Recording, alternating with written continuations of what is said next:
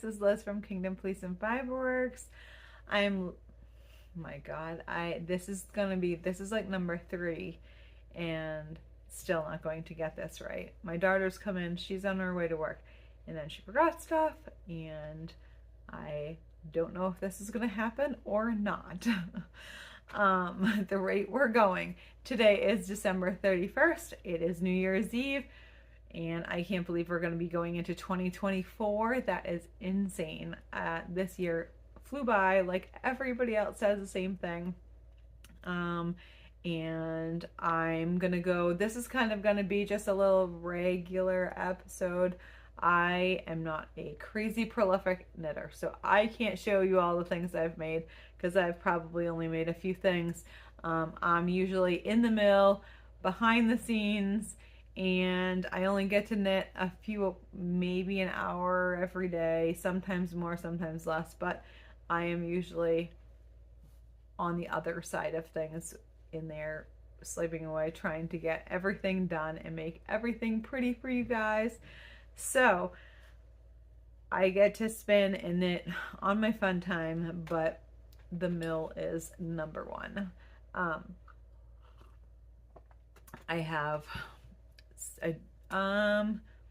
let's see here. I don't know if you, well, it's not really. It's a half finished object.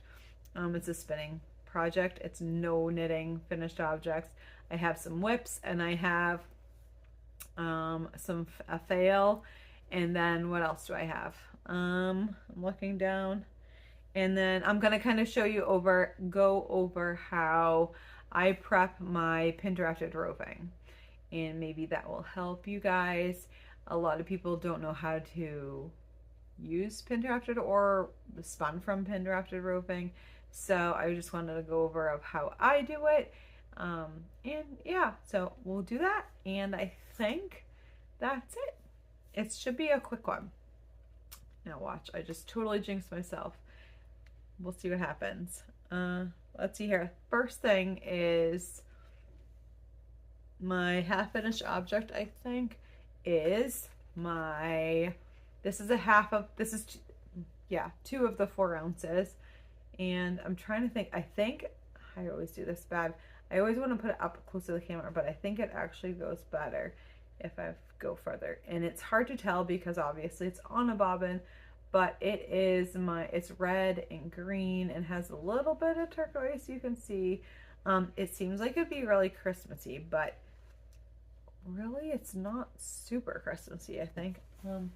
I have it. I'm trying to recreate this skein that is like, I don't know, 15 years ago. It's Bethany's 18, and it was when she was little. So, but it's not my fiber. It's way before I had a fiber mill. But I, for some reason, really think this is a really cool skein, and I've never known what to do with it. So I tried to recreate it. I think I did a pretty good job. I don't even know who the dye, I don't know. It's literally, this is before YouTube, barely, like we had some internet, but it was really slow internet. I don't know if Ravelry even existed.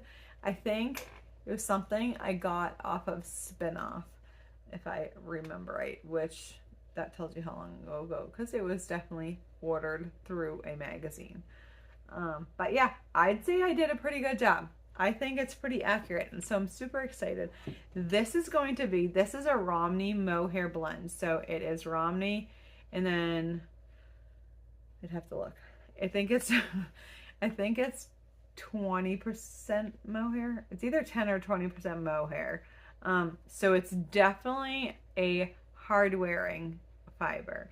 It is not going to be a super soft and fuzzy, but I want hard wearing socks because I'm super hard on my socks, and I was trying to find something that would replace the like nylon and stuff like that. So I'm hoping that this will do. I am spinning it on a lower twist because of the Romney and the mohair. I didn't want it to be super like ropey and strong, so I did lower the twist. I hope I didn't lower it too much though, because when I was putting it on the one of these bobbins. These are the temporary bobbins. You can get them at Woolery. I don't know if you can get them anywhere else, but they're like $2 a piece, and they're perfect for holding on to all your stuff and clearing off your bobbins. So you don't need to have really expensive. You don't have to the bobbin. Some of the spinning wheel bobbins are so expensive. Where's mine? Like this one for the rose, the Majacraft. These are like $50, and I can't afford more than one of these. So I have these, and I have a couple of the plastic ones, and then the 3D printed ones, and then those are cheaper. And then I just put them onto the little temporary bobbins, and they work perfect. And they fit a whole bunch of fiber on there, way more than you would like the weaving bobbins. So they're great for this.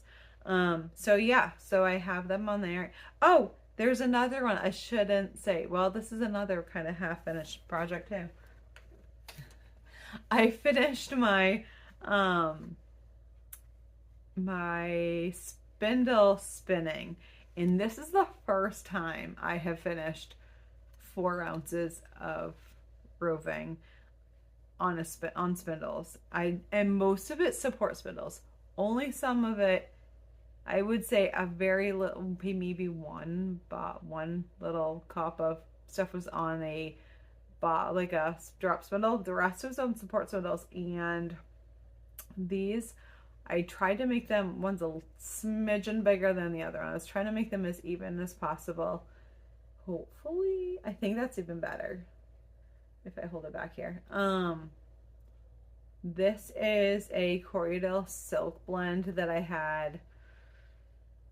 It was over a year ago. And I think all of it's gone from the shows and stuff like that. But I had this Corriedale silk blend, and it was so nice to spin. The silk was a little bit harder, I think, because of the different staple lengths. But I managed to do it, and I'm fairly impressed with my spindle spinning. This is my first time using the support spindles, and it took me a while for them to like figure them out. And if anybody's out there support spindling, number one, don't give up. And the other thing is to me, it doesn't look as pretty on the support spindle. To me, mine looked not very like even. It was kind of messy, and I was super worried. But then when I put them on the temporary bobbins, everything like smoothed out, and it looked way better than I was expecting. So tonight, this is my super exciting Christmas Eve, is going to be to ply that, because I'm really excited, and I don't really have any plans, and I'm not that. I guarantee we won't be making it till midnight. I know I won't. The girls might, but I'm not. So that is that. Those are my spinning finished, well, half finished objects, I guess you would say. The next thing, I've only been working on 2 things, and that's because the hat that I was working on takes a lot more brain space than I've had through Christmas. And I've been tired, and I know that I will mess something up. So after everything's over, then I will start working on that hat, because I really want to get back to it. But for some reason, which I'm not much of I really in the past have never been much of a sock knitter. Oh, I have all sorts of things in this bag. Hang on. I should, before I even say anything, the sweater that I'm wearing is my first hand spun sweater that I made a couple of years ago, probably. It has like, I should have made this a little bit longer because it doesn't quite curl over. But yes, it's just my first steeking project, and it kind of, this is the one, I think I talked a little while ago about it. I really love this sweater, but I didn't make the shoulders. I didn't make it deep enough, so it tends to fall off, so I have to keep it buttoned. But it is the warmest sweater ever, and really, really good for, we were outside. I took Jasmine, the dog that, my puppy, our beagle puppy, she's like 6 months old, and I took her to the Beagle Club for the first time. It was her first time out in like, well, they have like a puppy pen that's like a 5-acre little pen, and we get to run them around. They get to run around and see if they can smell a bunny and chase things and have fun. And so we took her over there for I took her over there for the first time, and she did okay. She yipped a little bit, so it sounds like she was smelling something. She was working hard. But yeah, so anyway, sorry, sidetracked. I have been really, for some reason, into these socks. I don't know if it's because I just really want to figure out a good sock recipe, and then and I think the other thing, I had to get a truck for work, because I just needed something bigger and hauling things around and that kind of stuff. And Johnny was getting sick of me borrowing his truck all the time, and my car was dying. So I've been at the dealership, and it's been a pain in the butt. We've had kind of all sorts of things going on. But so I think that was the other reason I wanted some sock knitting, because I just wanted that simple, mindless knitting. But I got through the heel, and I think I told you that last time. And now I'm on to the foot, which I think, I don't know what's tangled up, but it is, and this is out of our old sock yarn. It's a DK weight, and I think I'm like halfway. I'm almost there. I probably have like another 2 inches of sock to do before I can start binding out for the toe. And this thing, it's all tangled up. But it's a DK weight super wash. This is old stash that I'm trying to use up. But my daughter's already claimed these socks, so I need to get this one finished, and I just want them off the needles. So that was one done, and that should be a finished object. I should have both socks done for next week. That is my goal. And the next one is, I don't even have this one in a bag. This is literally another one, another sock, and another stash buster. Don't have a name for it. This is Peyton's Croy sock. I'm pretty sure that's what this is. And I didn't realize this is kind of a partial skein, because when the DK weight socks came out, I think it was for, I want to say it was last year for Andrea Mowry's, I can't remember the name of it, bear paw socks or whatever. I used those for DK, and the DK weight sock yarn, and I really liked it, so I wanted another pair. So I figured I'd take 2 strands of the Patton's Croy, put them together, and have a DK weight, and that did not work. It says it's for sock weight yarn, but I think it's more sport weight. So putting it together, they were huge. So I ended up ripping them out, and then it got all tangled, so I ended up cutting them off and throwing it away. So I have like 2 partial balls of this stuff, and I just want to use it up. I want it out of my stash, and so I am trying. I've always been a cuff down sock knitter, never toe up. But after Andrea's, those I think they're bear paw socks, that pattern, I wanted to give the toe up socks another try. And then, after watching Shauna stitches, she used Sockmatician's toe up sock with a heel flap and gusset, and I didn't know that you could do that. So, and I really like the heel flap and gusset because I have super narrow feet and really high arches. So socks are always a pain in the butt for me to fit. So I can kind of fit those. And then when she said that was really good for her, so I figured I'd give them a try.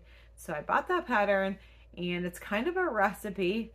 And so I used, for the toe, I used Andrea Murray's I had Turkish cast on, I think. And that thing, if you've never used a Turkish cast on for top socks, you need to try it because it's so easy. And even one-handed, I can do it. So that, if that tells you something, I can do it. Most likely anybody can.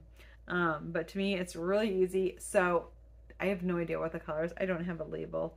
But I am just gonna knit until I run out of yarn, and hopefully they might be, well, because it's partial, they're only 50 gram skeins, and I've already used some of it.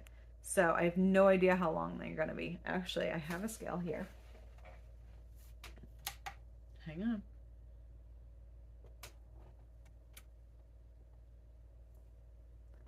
There's only, well, I should lie.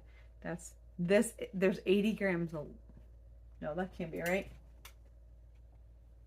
Hang on. There we go.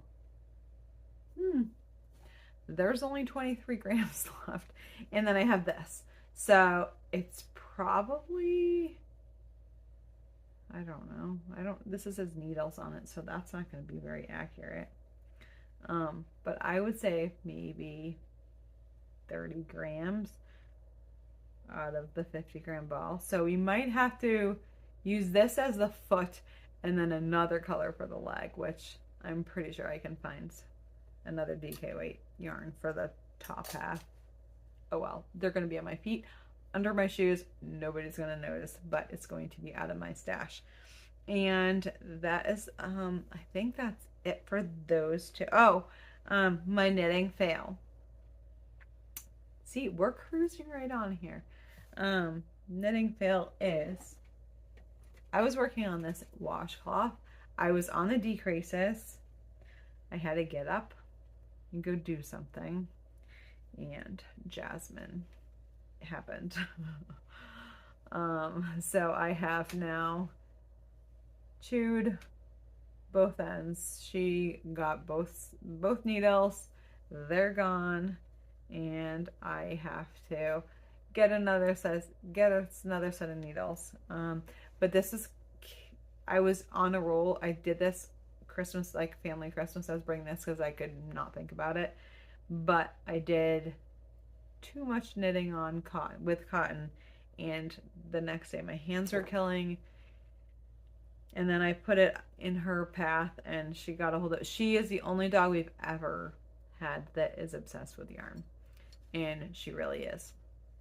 If you put any kind of yarn down, she grabbed it. She grabbed another skein yesterday that is a tangled mess. It's going to be another free skein.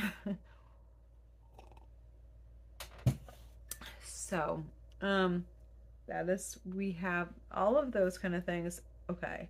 The next thing I'm going to try and do, and I don't even know how to do this because I am not super fancy or super techie to do this. I'm trying to think about, this is what I wanted to show you what I would do. And I'm gonna have to, will that work?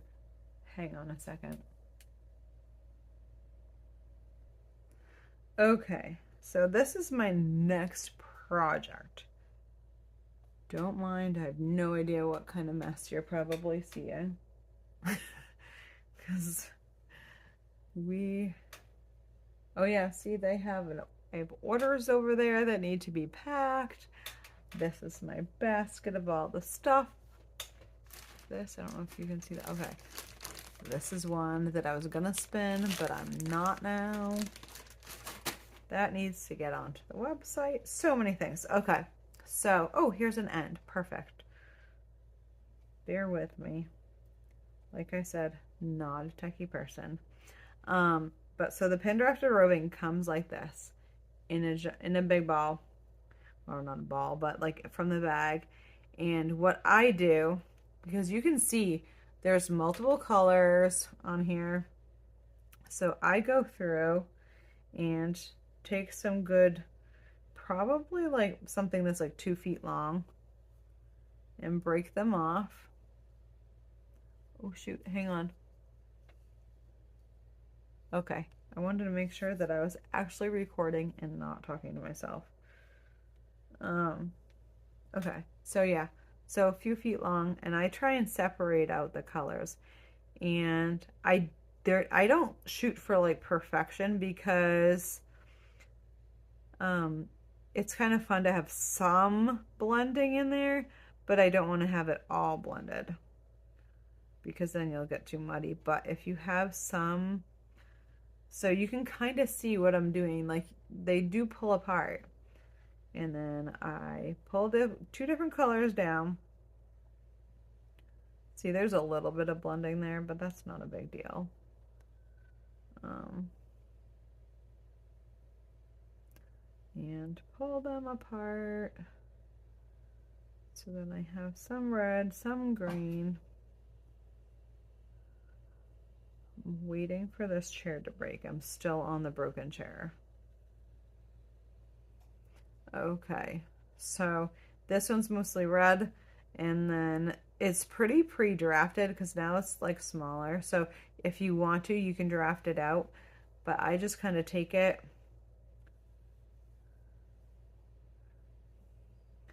and I have a sad dog that wants to come in, and then bundle it up and set these into a basket. I find a basket and put those in there. And then I have the green one right here. And I do the same thing for this one.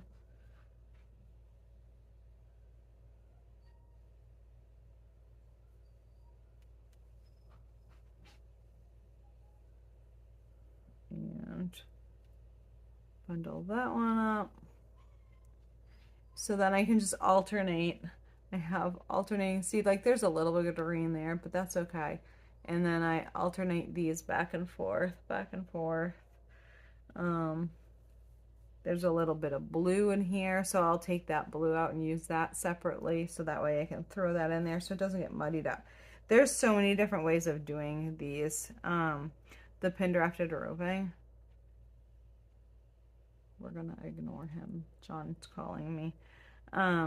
But there's so many different ways of doing this.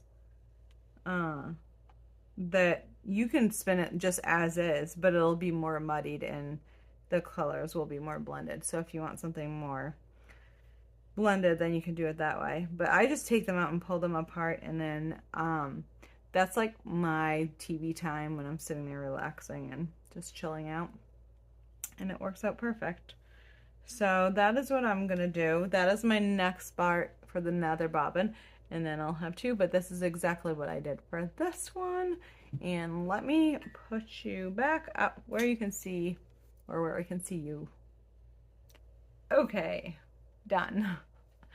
Hopefully that makes sense. That is my best way of doing this. I have no idea how else to do it. I don't have any other fancy tripods, just this one. There's one more thing that I almost forgot that I'm working on, and that is I got my daughter this a while ago, and it's a square peg loom, and I don't know if you've seen them. It's not a zoom loom. It is definitely a regular, just square peg loom. It's at least 12 inches square. And it's like a continuous weave. So you start on the bias and then you weave from one point to the other, and then you slowly fill it up. And I think if you had two hands, it would go a lot faster. But for me, I'm just I want to use up a ton of my scraps. I have all different weights, so I'm going to just start, if I do a little bit every day, you know, when I think of it, and just make the squares. I made one square as my practice square, and it's kind of not pretty. I also kind of, I wanted to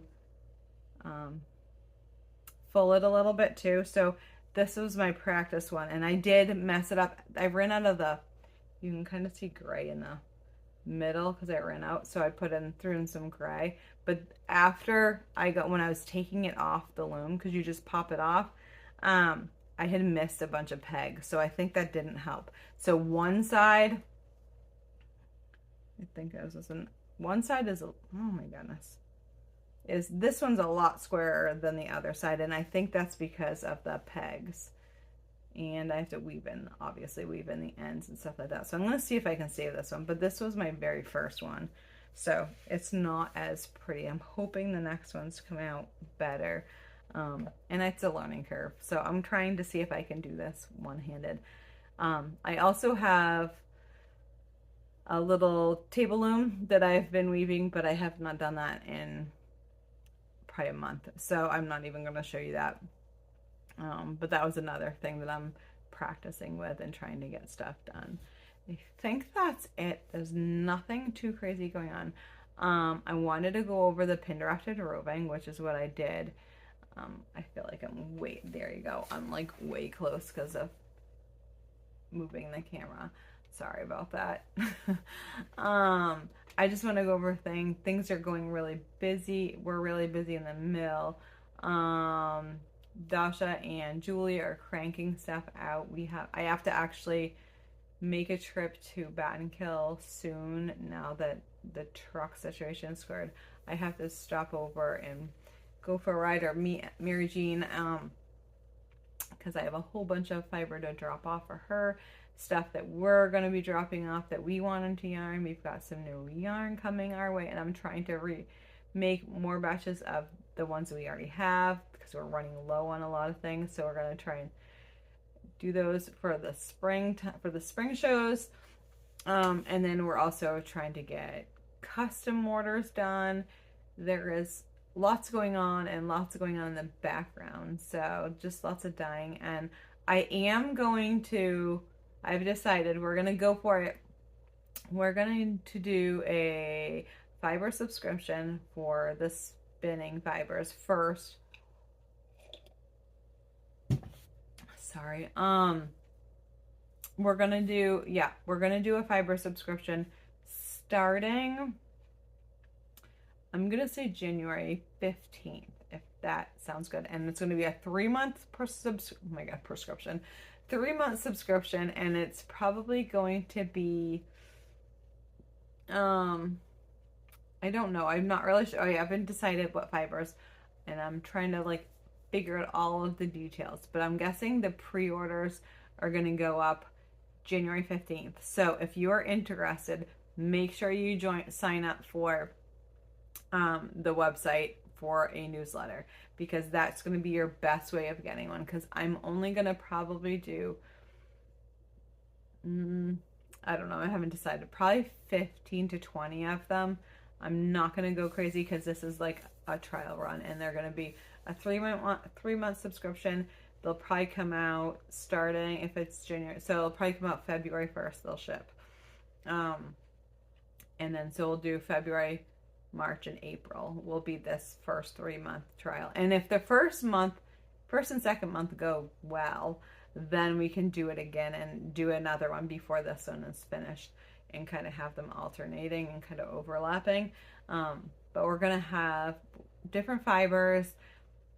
It'll be a surprise. And they'll all be dyed. It could be anything from a bat. It could be comb top. It could be pin directed roving. It could be plain. It could have sparkle. It could have silk. It could be like, pretty much the possibilities are endless. So we're gonna just do that. I'm trying to think of a theme, and I think that'll be the easiest thing. So that way people get an idea, at least, of like colorways and stuff like that. So that's gonna be kind of my plan. I'm trying to think of like if you have any ideas of themes, put them in the comments below. It'll go out February 1st. It's probably not going to be Valentine's-y, because I'm not really into the whole Valentine's thing, sorry. And I'm not going to just do all red or all pink or something like that. So it's going to be something like a broad theme, I was actually thinking of like kind of, my daughter's really into like the Southwest colors and stuff like that, so I was kind of thinking that, because like those are fun colors. So yeah, so if you have any ideas, let me know. Put them in the comments below, and then we'll go from there. But yes, the January 15th. So if you're interested, subscribe. I have a puppy running around like a crazy person outside. She's mad. I have to go. So I will let you go. Thank you for watching. Make sure you like and subscribe. I keep forgetting. So I need some more likes and some subscribers. And I will let you go. I'll talk to you soon. Bye.